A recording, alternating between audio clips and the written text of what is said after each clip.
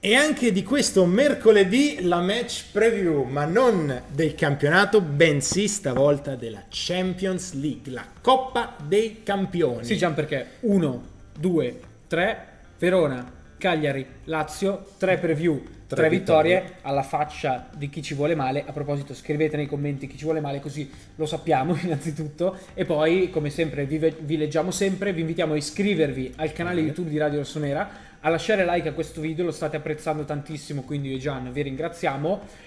Ma scriveteci anche come volete migliorare il prodotto, cosa volete vedere, noi siamo sempre disponibili. Anzi, però noi siamo, se ci dite dei suggerimenti, siamo ben contenti, perché così almeno vediamo di perché migliorare. dopo un po', insomma, le partite sono 20-30, finiamo le idee. Esatto. Comunque, tornando a noi, Champions League, facciamo un breve recap di quello che è successo finora. Insomma, breve recap: 30 tiri, 0 gol, 0-0 Milan-Newcastle. Questa è la nostra Newcastle. Si va in Germania, si va a Dortmund, al Signa Iduna Park, l'ex Westfalen Stadion. Insomma, per noi italiani ricordi bellissimi, dolcissimi. 2006, la bambina che piange però grosso del Piero, campione del mondo, grande Tipudio, Circo Massi, insomma, tutte quelle robe lì bellissime.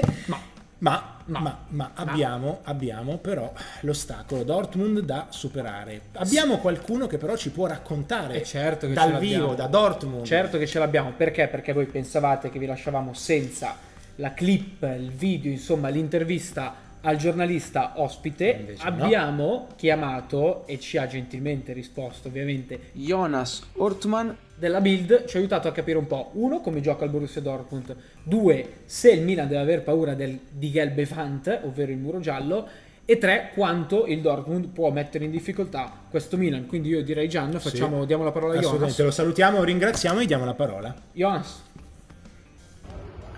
Ja, nach der 0:2-Pleite bei Paris steht Borussia Dortmund schon ein wenig unter Druck vor dem ersten Champions League Heimspiel in dieser Saison gegen den AC Mailand. Edin Terzic hat verraten, ja, dass man auf jeden Fall wieder offensiver agieren will.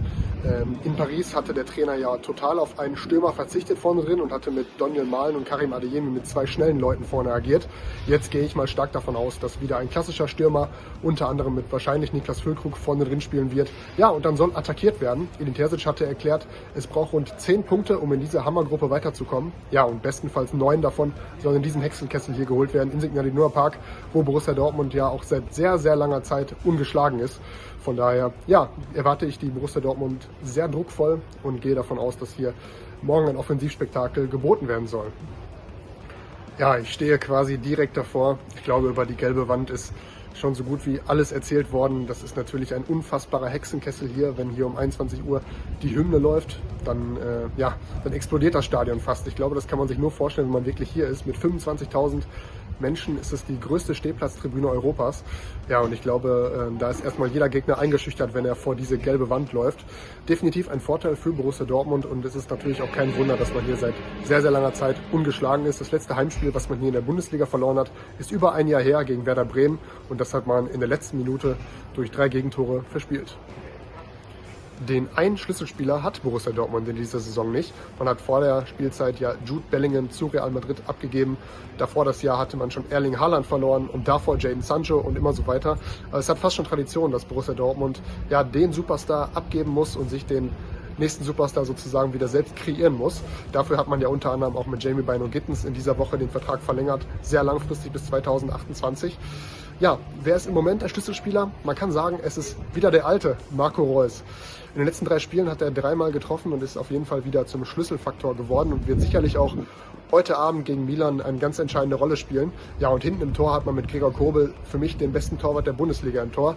Also da muss man sich schon was einfallen lassen als Stürmer, wenn man an der Krake vorbeikommen will. Allora, siamo nell'ufficio dell'editore, come potete vedere, e siamo qui per entrare ancora un pochino di più nel merito di Borussia Dortmund-Milan. Ovviamente lo facciamo con le probabili formazioni, lo facciamo con la designazione dell'arbitro, e non lo facciamo però come al solito con il nostro Enrico Aiello, ma lo facciamo con un altro Enrico, che è sempre nostro. Enrico Boiani, a te per le probabili di Borussia Dortmund-Milan. Ma Davide, secondo te lasciavamo a Enrico questo delicato compito di leggere le formazioni? Assolutamente no, ci penso io, semplicemente perché c'è da dire quello che in realtà sono le 2 formazioni, ma non solo, c'è anche l'arbitro e anche dove vederla, quindi seguite fino in fondo questo pezzettino di preview. Partiamo con il Milan, che è a secco di gol perché non ha segnato contro il Newcastle e fa tornare i suoi titolari davanti. Quindi Leao, Giroud e Pulisic, ma facciamo tanti passi indietro, ricominciamo dall'inizio, ovvero Mike Maignan in porta, che torna tra i pali come al suo solito, difesa super confermata e super titolare. Teo a sinistra, Davide Calabria a destra, i due centrali sono i soliti, ovvero Malik Thiaw e Fikayo Tomori. Davanti a loro la vera novità della giornata, ovvero Tijani Reinders, che prende il posto in cabina di regia, sale sul podio del direttore d'orchestra spodestando Yassin Adli per questa partita. Di fianco a lui, a sinistra, c'è Tommaso Pobega e a destra c'è Yunus Musa che prende il posto dell'infortunato Loftus-Cheek. Dall'altra parte del campo invece gli 11 di Terzic sono anch'essi i titolari, o meglio, quelli che in questo momento sono la miglior soluzione possibile. Quindi con in porta Köbel, da destra c'è Rierson, con a sinistra confermato ancora una volta Ben Sebaini, che è stato espulso nell'ultima contro l'Hoffenheim. I due centrali sono Schlotterberg a sinistra e a destra c'è il caro vecchio Hummels. Davanti a loro due giocatori, il colpo di mercato di quest'estate, ovvero il Mecha, e di fianco a lui c'è Özcan, anche se insediato da Emre Can. In tre quarti il vecchio Marco Reus, a sinistra Julian Brandt e a destra chiude il terzetto dei trequartisti dietro l'unica punta che forse potrebbe essere Aller o forse Füllkrug, questo in realtà è il dubbio della vigilia sulla prima punta centrale, chiude a destra quello che ha segnato più gol di tutti in questo avvio di stagione a Dortmund, cioè Daniel Malen. L'arbitro sarà Marciniak, ce lo ricordiamo per la finale di Champions League, quella tra Inter e Manchester City, ma soprattutto noi ce lo ricordiamo per Napoli-Milan, l'ultima grande vittoria del Milan, anzi in realtà non è nemmeno una vittoria perché è un 1-1, ma il Milan passa il girone e approda in semifinale con quel gol mezzo di Leao, ma soprattutto di Olivier Giroud, è lui che va nel tabellino. Dove vederla? Su Prime Video alle 21 domani. Per quanto riguarda noi, invece, pochi minuti dopo la fine della gara, alle 23, inizia il post partita di Radio Rossonera.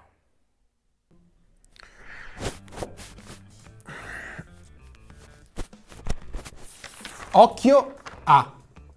Ah, finalmente un ricaccione del vecchio prepartita, torna la rubrica Occhio A. Andiamo a vedere se riusciamo a beccare Enrico, Bea e Simone che stanno finendo il talk. Eccoli. Ah, talk appena finito, il momento giusto ragazzi per chiedervi gli Occhio A di... Borussia Dortmund-Milan. Borussia Dortmund-Milan. Sì, Borussia Dortmund-Milan. Sempre Borussia Dortmund. Io partirei da Bea, Bea? Ma allora, io direi occhio a Rafael Leao per il Milan, perché qualcuno aveva detto che non era decisivo in Champions, quindi secondo me lui se lo ricorderà. E per il Borussia dico il Signal Iduna Park. Ah, quindi il di Gelbe Van del muro giallo. Sai l'ambiente del muro Ci giallo. può stare, direttore? Ma io ti dico, per il Borussia, occhio a Daniel Malen, perché è un giocatore che in 8 partite ha fatto 4 gol e 2 assist, è il migliore della squadra, è nettamente. E davanti, sempre per lo stesso motivo, veloce, rapido, occhio dalla panca a Noah Okafor. Ah, attenzione, Enrico, lasciamo per ultimo. Me l'ha rubato. No, io ti dico Niklas Füllkrug, Appena arrivato. appena arrivato, ha già segnato nell'ultima partita contro l'Hoffenheim. Occhio perché è un vecchio volpone in attacco. Per il Milan Tijani Reinders, che non ha ancora segnato, ma è molto molto vicino. Allora terrò un counter, l'avete visto qui in parte, per vedere poi alla fine, scrivete nei commenti se i ragazzi ci hanno preso o no. Ma andiamo a vedere se riusciamo a chiederlo a qualcun altro. Io gli avevo detto di aspettare un attimo che dovevo chiedergli gli occhi a... Oh! Ragazzi! Cioè, ok che vi rompo anche di martedì, però l'occhio A di Borussia Dortmund Milan me lo dovete dire prima di andare. Edoardo Maturo, Leonardo Mellini, tra l'altro esordio nel match preview, Edo? Per il Borussia Dortmund direi Mattias Sammer, per il Milan Franklin Rijkaard. Giocatori in attività, Edo. Sì, in attività Edo magari. Beh, allora Tijani Reinders. Vabbè. E per il Borussia non li conosciamo. Allora io vi dico subito Made in USA Pulisic, Ale? Christian Pulisic e tutto l'attacco del Dortmund, Adeyemi, Mallen, Haller. Devo sceglierne uno? Sì. Adeyemi. Beh, l'ex... Allora potete tornare a non lavorare come avete fatto fino adesso. Ciao ragazzi. Dortmund è una città che vuol dire tanto, non solo per i milanisti, ma anche per gli italiani, come abbiamo detto all'inizio del video. Dortmund però vuol dire anche tanto per il calcio tedesco. Il perché ce lo dirà Gianmarco con questa ultima clip del preview di Borussia Dortmund Milan. Io vi saluto e vi lascio all'angolo di vulgo di Gian. Dortmund è una città della Germania che si trova nel distretto della Ruhr, anzi più precisamente nella regione Renania settentrionale. È la seconda città più grande di quel distretto, chiamato Land, dopo Colonia e Düsseldorf. Ma Dortmund è anche il cuore del calcio tedesco. Come a Manchester, infatti, è presente un museo nazionale del calcio, il Deutsches Football-Museum, che contiene al suo interno numerosi cimeli delle Coppe del Mondo della Germania. Ricordiamolo, una delle nazionali più vincenti della storia. Cosa possiamo trovare all'interno di questo museo? Il pallone del 1954, i famosi eroi di Berna e soprattutto, pensate, gli scarpini di Mario Götze con i quali il giocatore segnò nel Mondiale 2014 in finale contro l'Argentina a Rio de Janeiro. Insomma, Dortmund non è soltanto una delle città più importanti, culturalmente vive e industrialmente importanti della Germania, ma è anche, soprattutto, il cuore del calcio tedesco e quindi europeo.